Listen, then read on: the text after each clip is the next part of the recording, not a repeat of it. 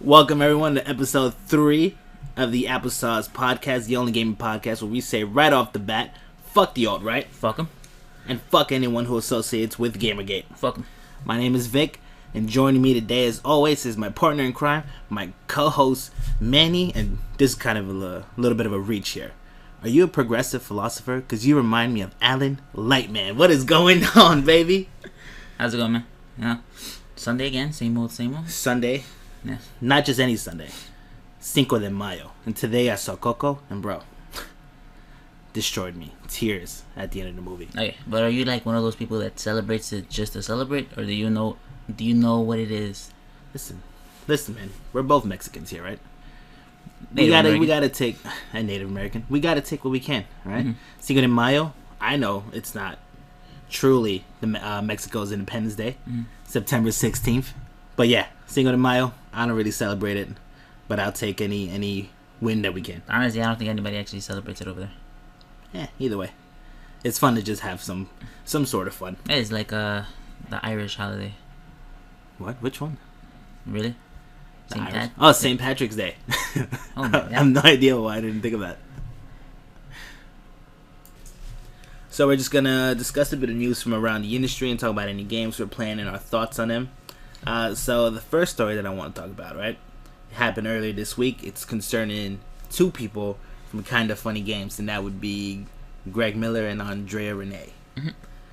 So they were talking about in their Kind of Funny Games daily series about how Microsoft will not include Notch in any of its Minecraft 10-year anniversary celebrations for his comments and opinions, which is a nice way of saying that the guy's a racist asshole, pretty much, right? So this spilled into a discussion about Notch and it included PewDiePie for some weird reason. And Andrea said on the show that Notch's tweets were taken out of context and that they don't need to be analyzed. She also called, his racist and transphobic views wacky, which, come on now. You can't just hand wave away these sort of things. And it's really frustrating, right? Where you have so many opportunities to dunk on these sort of people, right? Races. And for some strange reason, these people always seem to coward out of these situations where, like, what is so hard to say? It's like, what do we say at the start of this show? Oh, you want me to say it? Yeah. But I never say it. I say we say fuck the alt-right and fuck Gamergate because it's such an easy stance to take.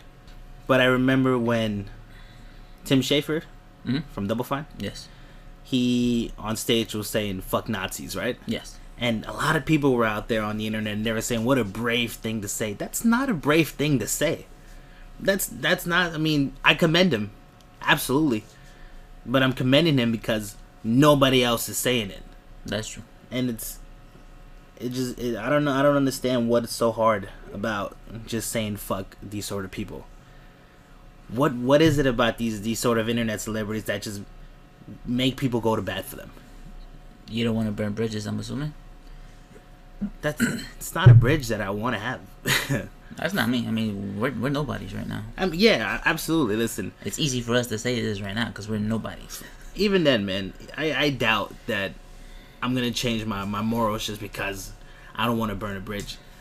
I don't care who anybody is. Listen, if you're going to bat for Nazis, if you don't want to take a stance on like people like Notch, I don't care about you. So Andrea Renee was also talking about PewDiePie. She said that PewDiePie is being crucified for his missteps and mistakes by an internet lynch mob who forget that we're all human. And it's, it just goes back to what I was just saying, where it's just, what is it about these people, that just makes you so stupid in the moment?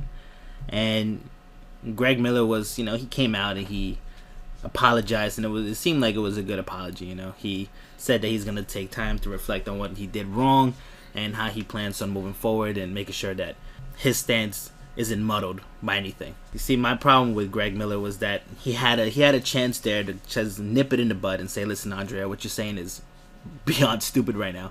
You can't just downplay these kind of statements. And do we have to get into what Notch and PewDiePie have done? Yes, we do. Okay. So Notch, used the N-word with the hard R on Twitter. Yes. And when asked why he was being sexist after using a tweet with the word cunt in it, a woman chimed in saying that cunt is a super gendered insult, to which he responded with, quote, "Thanks, cunt," unquote. And PewDiePie's history, it's well documented already, but I'm going to let you guys know just a little bit of what he's done. So, he's been on stream using, N-word with the hard R just because he got killed. He's also paid people to hold signs that said, death to all Jews. And he even defended a far-right, Polish member of the European Parliament who said women are weaker, smaller, less intelligent, and must earn less than men because of that. These are just some of the things they're doing. Yes. Some of the things they've done. Yes. Why? I'll never understand why you just don't come out and say, fuck this. We're not going to give them the time of the day because they don't deserve it. And yeah, man, I don't even know. I don't know what it is, man. What do you think? I find it hilarious, the people that go back for them, because they come out really fast, actually. Case in point, we tweeted about this. Yeah, we did. And in this week alone, we've had like 25 people defending Notch and PewDiePie. Yeah. Somebody actually called him a comedian, so somebody called PewDiePie a comedian, so he's absolved of being racist. It's coming such a bullshit. It's like, no, you're not. Right. That's not a thing. Another one, like, we've had a couple people, one person asked us, why do we think he's racist? And I thought he was being genuine. So I checked his Twitter, and he's literally asking that to almost everybody who's called PewDiePie racist. And I'm here saying, dude, if you really want to know, it's not that hard to do a quick Google search. It's not. I pulled all of this information just by saying PewDiePie problem or PewDiePie racist. Mm-hmm. And these are the first couple of things that pop up. Also, the thing with PewDiePie is after he said the N-word, actually, he started doing nibber. Nibber? Yes, nibber. So he replaced the G's with B's? Yes, which is apparently in itself a meme. Which is a meme. Yes. I had to look it up because I wasn't sure what was happening. Yeah. But everybody was like, it's pretty much doing that thing where I'm not in your face. I'm not in your face. I'm not touching you. Yeah, which is one of those childish things. Another problem that I had with Greg Miller, actually, right? He came out in response to this, and the first apology that he made, honestly, was a pretty empty apology. Yes. It looked like he didn't learn anything from the situation, and he kind of just wanted to say sorry and then just move on from the incident. Mm-hmm. The thing is, right, in his apology, he says that, his mantras is be better to each other, which is such a shit stance to take, because in this situation, right? Because be better to each other basically means that the people being oppressed or being undermined have to be better to those people who are doing the oppression and the undermining, right? And it's just like, that's such a both sides stance to take. I don't know, man. It's beyond frustrating now that we have so many chances to kind of downplay. I mean, not downplay, but we kind of have so many opportunities to just dunk on this sort of shit and just say that it's not right and that we got to take a stand with these sort of issues. I just don't understand, man. I don't know. It's frustrating. His second apology was better. His second apology, yeah. He came out, he said that he wants to learn and that he feels bad and that his intentions are not to make anyone feel like, they're lesser than because of, who they are, their religious beliefs, their skin color. But yeah, it's just, it's always frustrating, man, to read these sort of stories and to see, these huge figures in the industry. Because Greg Miller won Trending Gamer of the Year last year, right? The Game Awards? Yes. Which is a cursed award.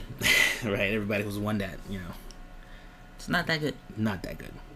But it's frustrating to have all these big figures who don't take a hard stance against, the alt-right or anybody associated with Gamergate. I don't know, man. I don't know. But there was an article that I want to shout out. You sent it to me earlier this week, too. It was this NBA player called Kyle Korver. And like I said, you sent it to me. It was a good piece about privilege. Now, he's a white guy playing in the NBA, right? And there was this really good part in the article where he says, and I'm going to quote it real quick, says, but in many ways, the more dangerous form of racism isn't that loud and stupid kind. It isn't the kind that announces itself when it walks into the arena. It's the quiet and subtle kind. The kind that almost hides itself in plain view. It's the person who does and says all the right things in public. They're perfectly friendly when they meet a person of color. They're very polite, but in private, well, they sort of wish that everyone would stop making everything about race all the time. It's the kind of racism that can seem almost invisible, which is one of the main reasons why it's allowed to persist. Definitely check out the article. It's a real good article. Thanks for sending it to me, by the way. We'll link it in the description. Oh yeah, we could link things, right? So we'll definitely link the article in the description. Yeah, we will. But we have to keep moving the show, right? So in other news, we did get more from Valve in regards to their Index VR headsets. We got some prices and a release date. Yeah, no. I saw the prices. No. No? So it's going to be $500 for just a headset, $750 for the headset and a set of controllers, and $1,000 for a headset, controller, and 2 base stations. They also did announce that a couple of games have been optimized for the Index controllers. Some like Super Hot, Job Simulator, which I don't know why people play simulator games like that. And No Man's Sky, just to name a few of these games. So it is coming out June 28th, right? Personally, I'm super hyped for more VR options in the industry. Prices aren't the best that I've seen. I think mostly because I got the PlayStation headset on sale for like $250, and it came with Skyrim and 2 Move controllers. Yes. So Black Friday, right? I think Black Friday. But $1,000 for the controller and base stations is crazy to me. Yeah. No. No. Just no. But I ain't gonna lie, man. If I had a PC, I'd definitely jump right into this day one. But I don't have one that's strong enough for that. No, but yeah. It's the controllers, the ones where you can move your fingers? Oh, yeah. I think it's like one of the knuckle controllers. Well, not the knuckle controllers, but I actually want to test those out, though. Yeah, that's pretty cool. Every time, I know Best Buy has one for Oculus, like a display center. But every time I go to Best Buy, it's always like too late for me to check it out. Yeah, but hopefully I get to check it out. So another bit of news, right, that happened this week. There's a game coming out on May 31st. It's called Fuze. It's a coding program. It's coming to the Switch. I use it as a program called Basic, and in the video for the program, it says you can learn how to code and make your own games with either 2D or 3D graphics. I'm going to put up a video when that comes out, by the way. I'm definitely going to try it out, and I'll put it on the channel. I don't know nothing about coding, so I'm just going to check it out, and I hope you guys are ready for me to start pumping out hit after hit. Hashtag, I'm the new Miyamoto. Deal with it. So the only reason that I know about this game, right, is because I was reading about another game called A Dark Room. So A Dark Room is a text-based role-playing game. It was developed by this guy called Amir Rajan, and it was published by Circle Entertainment. He ported the game. He ported the game? Yes. Also, he didn't make it? No. Alright, so he ported the game, right? So apparently, Amir took it upon himself to hide a Ruby interpreter / code editor into the game. So you would connect a keyboard to the Switch, and you'll hit squiggly line. I don't know what it's called either. You hit the squiggly line, and it would, boot up the Ruby interpreter. Here's the thing: when you're making a game and you send it out, You didn't tell anybody. Yeah, I was. What? I was good. Oh, my bad. So here's the thing, right? When you make a game, right, and you have to send it to Nintendo or Microsoft or Sony, right? Because it has to go through their testing and their certifications to see if there are any exploits that could potentially come from people using the software that you're making. So for this guy to hide a Ruby interpreter, this is a coding thing, right? Without letting anybody know, it's pretty dumb. Right? It's really dumb for him to do it. Regardless of what he thinks can be done or can't be done with the program, you have to let the people know around you that this is something that's in the software. Fuze, they're working with Nintendo, and it got delayed, I think, once, because they have to make sure that it can only do what it's designed to do, not anything more than that. Nobody will be able to crack the Switch open or whatever. But it's funny because he actually posted about it. So it was 2 weeks after the game came out. He was on a message board online, I think, right?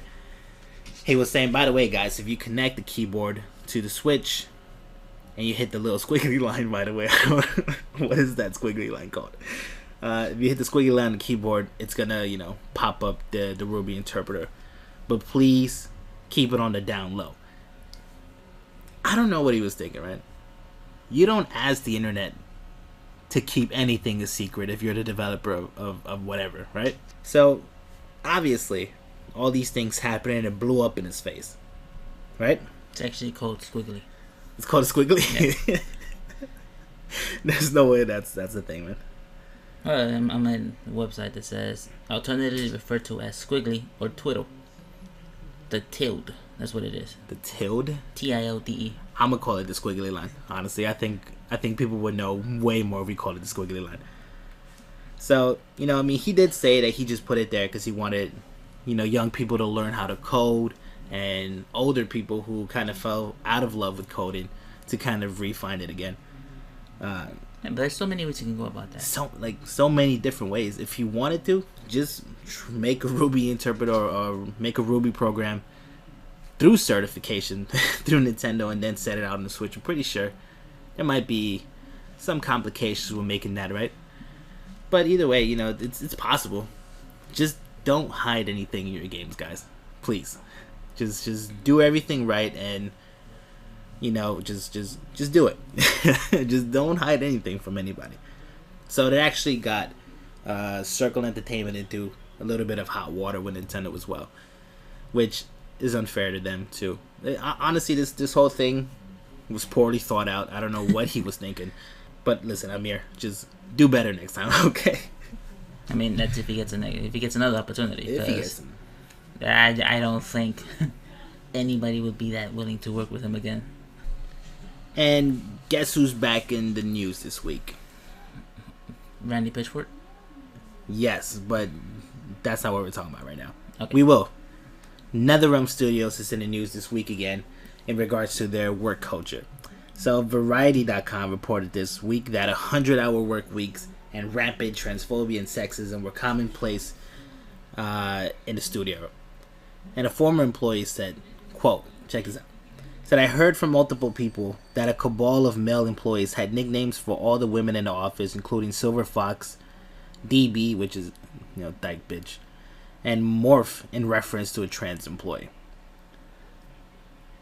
End quote, by the way. I think this is the third news story, in regards to NetherRealm Studios being a terrible place to work. Especially if you're a woman or trans, right? I don't know, man. It's like every week or every other week we're getting another story about another game studio that has such a terrible work culture and it's toxic to the people that are working there. And it's I'm kind of getting to the point where I'm just like throwing my hands up in the air because I was like, I don't even know what we can do. Start a union, by the way, to sort of root this out because it's such a deeply rooted issue in the industry. It's every studio, you have Anthem with Crunch, you have NetherRealms with this, Fortnite's another bad place. It's just, I don't know, man. It's crazy. It's crazy out there. Oh yeah, it is. What you call it? It's also, they refer to their contractors as bodies.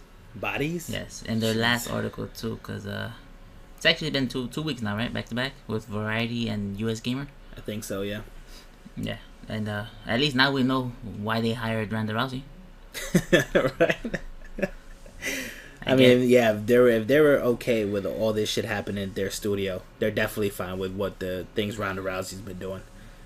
But it's just, I don't know, man. It's crazy. And I say that a lot because I really don't know what it is that we can do. Outside of just keep talking about it and hopefully we'll make some changes in the industry. Jim Sterling's always talking about it, which, Shout out. Shout out to Jim Sterling. Because we need to shout Jim Sterling out, right? Yeah, but all we can really do is just keep talking about it. I don't know why people find it so okay to talk to each other this way. especially. Yeah. One of because the article I think makes an excuse, saying that it's probably because of how long they work. I can't believe I forgot to mention that. Yeah, they were saying that it's new because people working 80 to 100 hours a week. Listen, I've never worked 100 hours in my life before in a week. I doubt that's gonna make me a fucking asshole, though. You know, I mean, I've worked like 50 in a week. Yeah, you work 55 hours. And there was that one shift where you work 16 hours straight. Yeah, but that was because I wanted to. The holidays was coming up, and I wanted a little extra cash. But that was my decision. But we didn't leave work, and then all of a sudden you were a racist asshole. No. That's not an excuse. Stop excusing this sort of shit, man. It's there's no excuse for it. If working a lot of hours, and 100 hours is a lot of hours, brings out that part of you, that's just a part of you, you know? It has nothing to do with the work, with the working hours, so the conditions. Stop excusing this shit. Okay, it's just, I feel like this week it's a lot of bad news this week. Just in terms of, you know, like the work culture and the Greg Miller incident. And then, so... Can we try to lighten it up a bit? Just a little bit. Maybe this guy can make you smile a little bit, because I don't know if you're too big of a fan of him, right? Another person who's back in the news, David Cage. So this week he tweeted out something, you know, concerning Detroit Become Human, and this is what he tweeted. He tweeted, quote, "We learned from philosophers Plato, Nietzsche, Aristotle, and many others. We wanted to talk about our society, about segregation, domestic violence, and the right to be different. Humanism. Could a video game talk about such serious things? Hashtag happy22QD." End quote. So, what's funny to me about this, right, is I remember distinctly when Detroit Become Human came out. He was telling a lot of different people that his game had nothing to say. That it's not a political statement? That it's not a political statement. He, in 2017, he told The Verge that there is no big message to humanity in this game in regards to Detroit Become Human. It's just interesting questions that may resonate with your own personal values and just confront you with the consequences of your actions. Which is such a nothing statement, by the way. It's also hilarious, because I'm pretty sure they sing a slave song at the end. Dude, yeah, they sing like a hymn or something at the end, right? And it's listen, David Cage, either your games have something to say or they don't, and they're basically useless after that if you come out and say that they don't have a message. Make up your damn mind. I'm just gonna stick with what he was saying originally, that his game had no big message or had nothing to say to humanity. This is just him, you know, what is it now, 2 years later, trying to reinsert himself into this sort of zeitgeist where this is what we're talking about, and now he wants to say, well, I made a political statement 2 years ago. It's just, come on, man. David Cage, I remember also 2 years ago I was on Twitter and I got into an argument with somebody because I was pretty much saying, listen, if your game has nothing to say, then shut the hell up. Especially in the game that has such obvious parallels to, you know, slavery, civil rights and segregation and you know, these sort of things. Because the androids, robots, the androids, they get in the back of the bus. They get in the back of the bus, and it's so very obvious that he had an idea of what he wanted to say, but he was such a cowardly thing for him to say that had nothing to do with it. Yes. So, David Cage, you know what, David Cage, make up your damn mind. We're gonna move on from this little bit of news. One of my favorite persons in the video game industry, for all the wrong reasons, Randy Pitchford. No. No. So he was also in the news because Game Informer recently ran an article talking about how Randy said there will be no microtransactions, despite the fact that they will still be selling cosmetic items in their games, which is hilarious to me. Really funny. I was laughing a lot when I read the article. So he said that he was talking about more, we're not going to include, you know, premium currencies or loot boxes. you can just try to change the definition of what a microtransaction is, which is just you pay for a game, and when you boot up the game, there's a store and you're selling like a hat for $2. That's a microtransaction. It's the definition of a microtransaction. You can't be mad that you claim something, then you followed it up by, directly stating the opposite of what you just said. A microtransaction is a microtransaction. Don't try to change the definition of it. Don't. A microtransaction is not loot boxes and premium currency. It's included in it. It's part of it. Yeah, it's right? part But it's of it. not just that. Okay.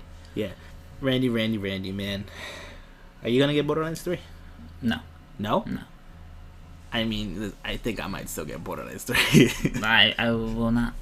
You're not gonna get it? I'm not gonna get it. I won't pre-order it. I'll wait for the reviews I'll wait. It's just Randy. I do not like that's Randy. Yeah, that's the thing, man.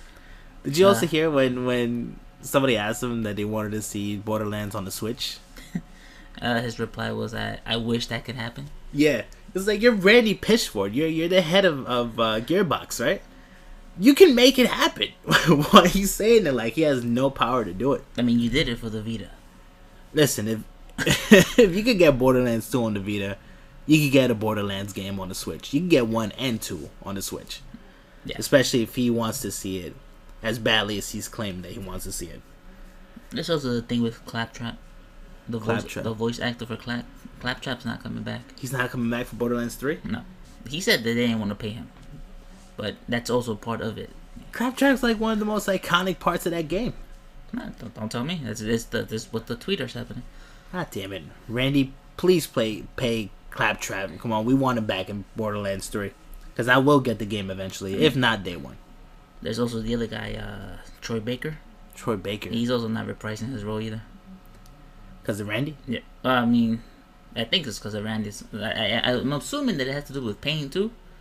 Because he said that Randy Pitchford said that he declined to reprise his role. And then I'm pretty sure it was Troy Baker. Said that he never got the memo. That's not how it went down. Yeah. So Randy Pitchford's pretty much the biggest liar in the industry right now. He's so disorganized, man. He's such a big liar. Yeah. That you can actually do the whole callback to Valve. What do you mean? Because he said that he won the Gearbox name from who's the Valve owner? Oh man, how am I forgetting? Gabe Newell. Yes, he won it from Gabe Newell in Riverboat Gambling. He won the Gearbox name. Yes. And that was a lie. That was even the Valve employees came out and were like, "Bro, we never even met you till after you ported one of our games." So he has a history, a very long history of lying. I don't understand it, man. Just like, especially their easily verifiable lies, Yes. Actually, I'll link to that article too, because it's a hilarious article to read. Because then you get the update and you're like, Gabe told us, no, that never happened. I never even met him before that. It's like, Randy, I've never met a Randy in my life. But that's funny. So I want to end the news segment with I guess a little bit of humor, right? The Sonic movie trailer came out. Yeah. Oh my god. What can we possibly say that hasn't been said on the internet already? First of all, when you told me that the trailer came out, right? I thought they had canceled the movie because there's no way they're making a Sonic movie, live action especially, at it. When you played the trailer and Gangster's Paradise started playing in the background, that was my favorite part. I'm not even gonna lie. It was my favorite part because in my head that has nothing to do with Sonic. Nothing. I heard it and immediately I thought this movie is gonna be horrible. Yo, when the song started playing, bro, I have never said no to a movie so quickly, right? And you see it, right? You see the trailer, and what's another big video game movie that's coming out soon? Pokemon. Detective Pikachu. You compare the quality of the two things. Which, by the way, Sonic looks, I don't know what the fuck they were thinking with Sonic. He looks so weirdly proportioned. First of all, he's got regular like human teeth, right? What were they thinking with Sonic, bro? He looks like it's somebody wearing a suit. Yeah. like those skinny, horrible Yeah, I know, skinny yeah. suits. He looks like that. So Yeah, and there was a line in the trailer where every every hero hero has a has genesis, a or something, which is so ham-fisted into the trailer, bro. Like somebody was paid to write that line, and that's crazy. That man made out with hopefully a good amount of money for that. One of my favorite things was when he tosses the ring, and the portal opens. Yeah, what is that? I have no idea. I saw it and I was like, what's going on here? I have no idea why that's a thing. Yeah, like listen, man, I'm a huge Sonic fan, like humongous Sonic fan. I'm still gonna watch the movie, right? Because honestly, Jim Carrey as Dr. Eggman is definitely inspired casting, so I definitely gotta check it out. But there was so much negative response to the trailer, right? That Jeff Fowler, and how Sonic looks. Yeah, especially with how Sonic looks, by the way. The Jeff Fowler, who's the director of the movie, he did tweet saying that everyone at the studio heard the criticism and that they will be improving the character for the release of the movie. He said for the release, right? Yeah. Like they're not gonna move the date back. Yeah, which is kind of concerning, right? You know. So listen, put your tinfoil hat on real quick, right? Somebody on Twitter said that they did all this on purpose.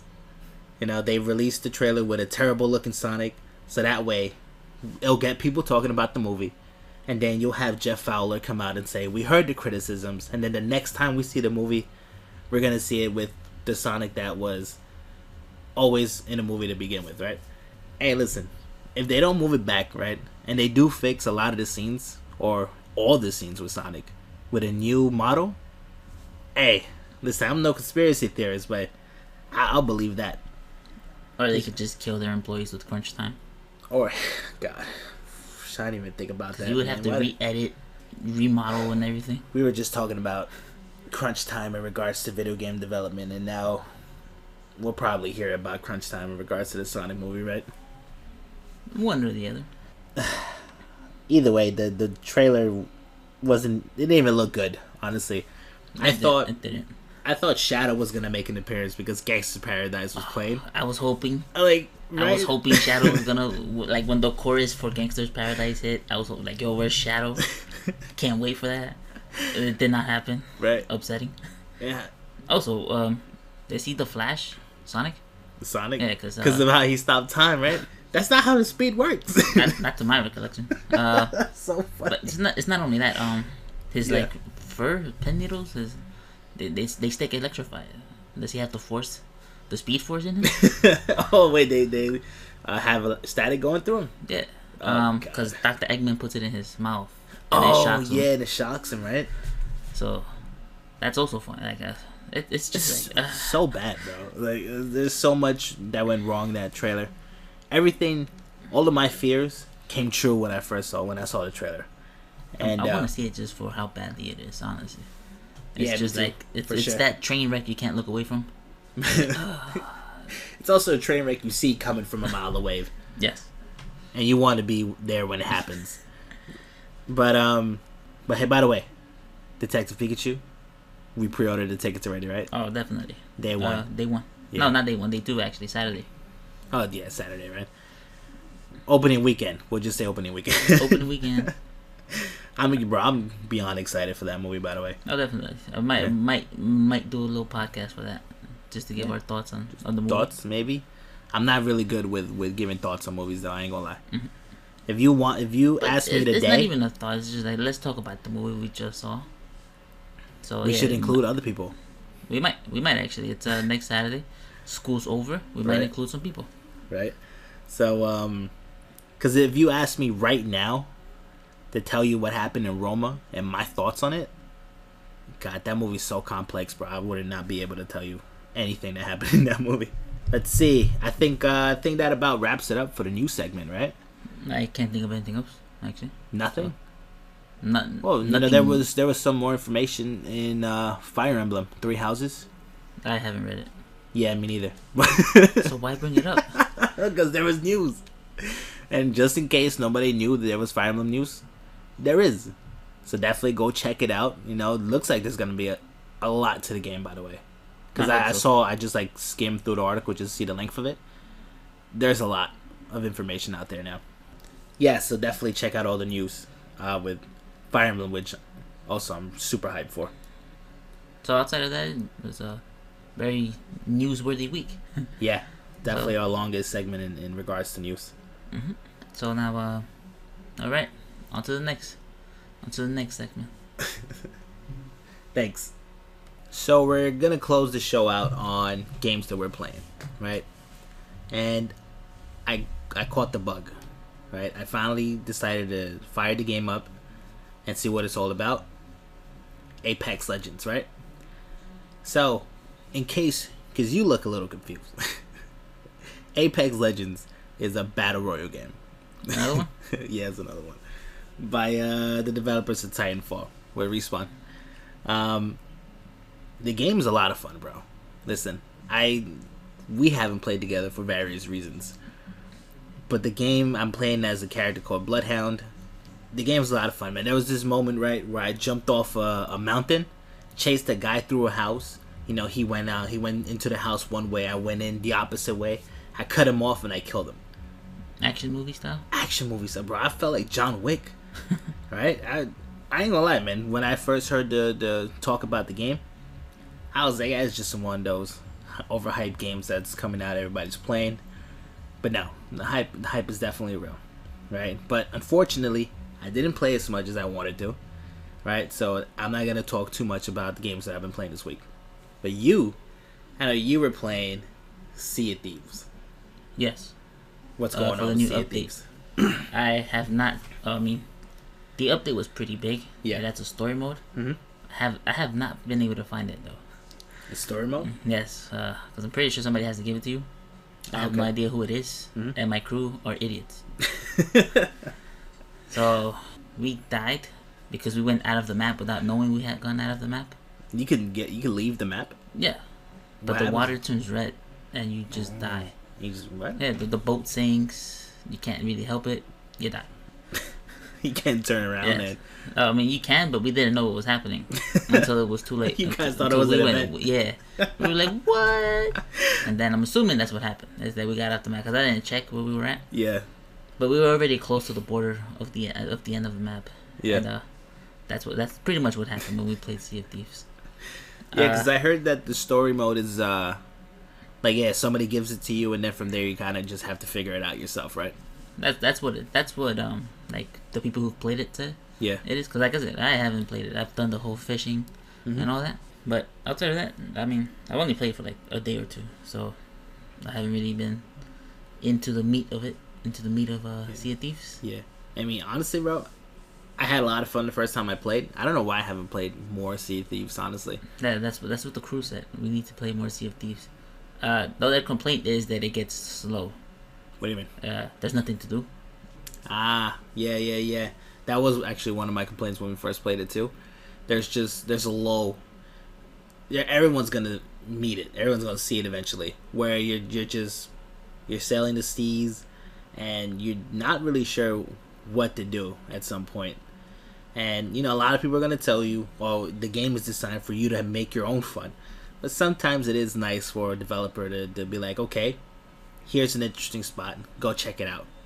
I mean, that does happen, but it's still like pretty low when you get to it. Yeah.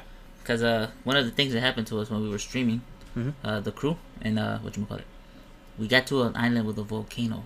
Yeah. And then the volcano started erupting around us, which was amazing, actually. Really? Yeah, because it started breaking the ground. Yeah. And there was geysers coming out with hot water, so you took damage from the water. They also shot you up in the air, and you took 4 damage. Oh wow! And then the volcano started erupting, and it was amazing. We were in awe looking at this, and then we all died because the volcano erupted. Yeah. The water started to boil over. Oh. So when we got in the water, it was too hot, and we started losing our lives. It also sank our boat, and we lost all of our treasure. Oh shit!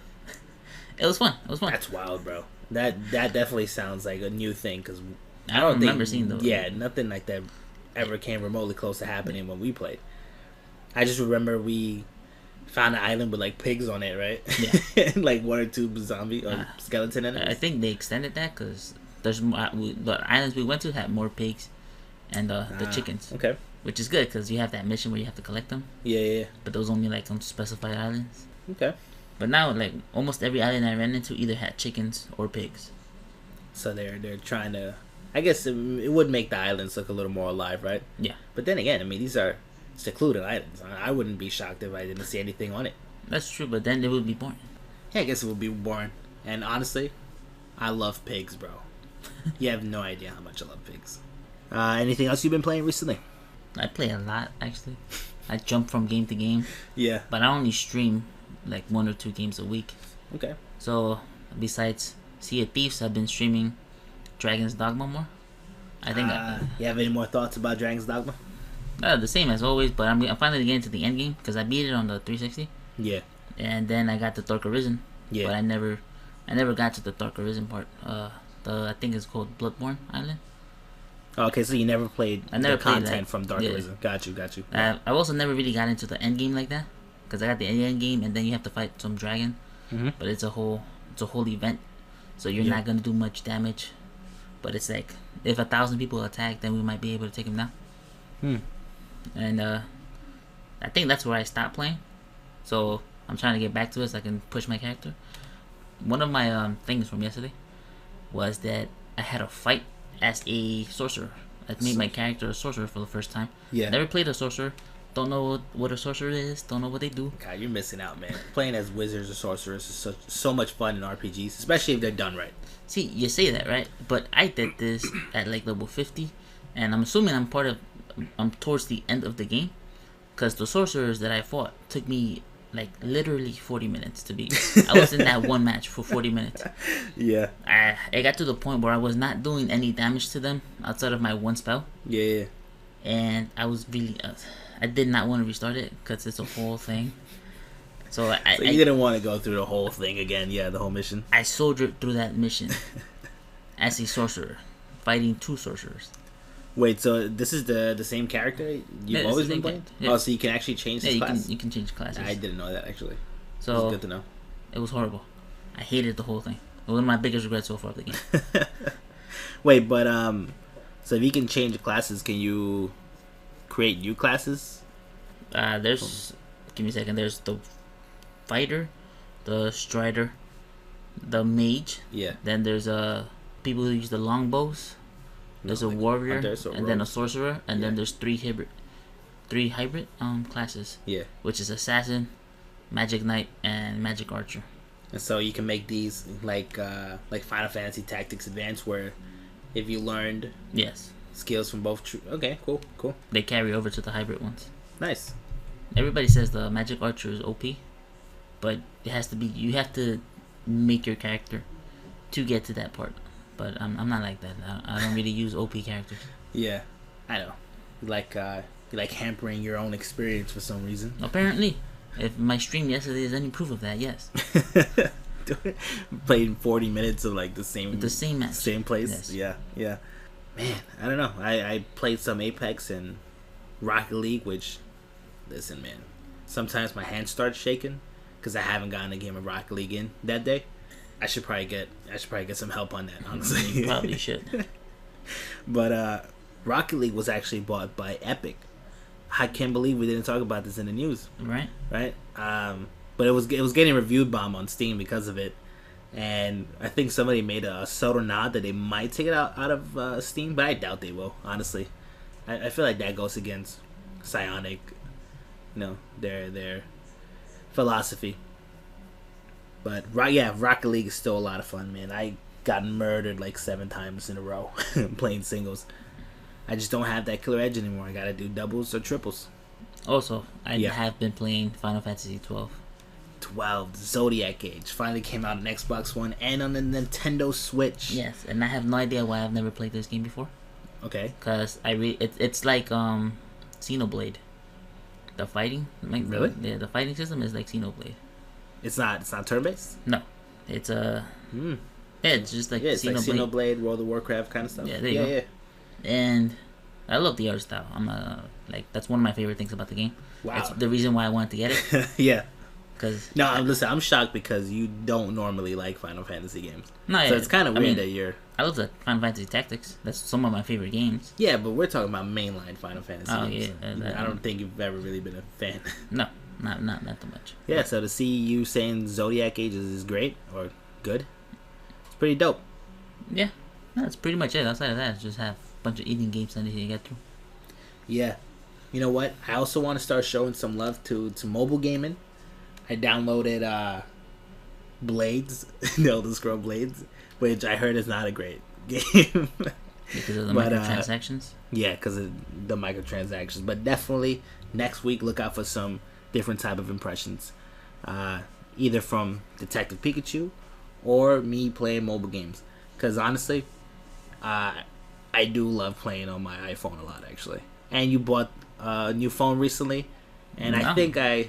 What was Not it recently? Well, okay, it wasn't recently. Jeez, I got it for Christmas. Christmas, yeah. And not recently. Yeah, my bad. And the games just run so buttery smooth on that phone, man. Like it's ridiculous. It's night and day between my iPhone X and your... I forgot the name of the phone, honestly. But yeah, definitely next week I'm gonna play a couple of mobile games and we'll see if we have a little bit of a chat on them. All right. Games I'm looking forward to though for next week is Saints Row the Third. Saints Row the Third. And I swear, if they change the ending of that game, it's gonna be my most hated game forever. Because you were talking about it, and I brought up maybe they weren't able to license a song at the end again, or honestly, I don't know how these things work, but maybe they might change the song at the end, maybe they might not. If they change it, my opinion on that game, immediately gonna get out of my top 100. Yeah, because you showed me you played the scene for me, or you played the ending for me, right? And honestly, yeah, the song just matches so well with what's going on at the end that if they change it, it will actually impact, like, the impact that ending has on you. It's actually also one of the few games I finished 100%.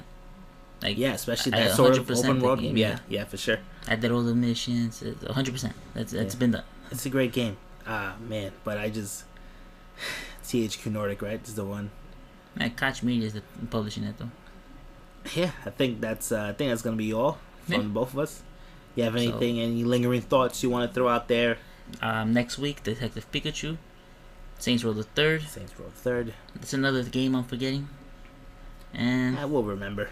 Yeah, that's pretty much it. It's gonna be yeah. All right, so I think that's gonna be all from the both of us here at Applesauce Podcast. Follow us on social media. You can follow us on Twitter at AppleSauceCast and on Instagram at AppleSaucePod. As always, keep playing, and above everything else, stay happy. Bye.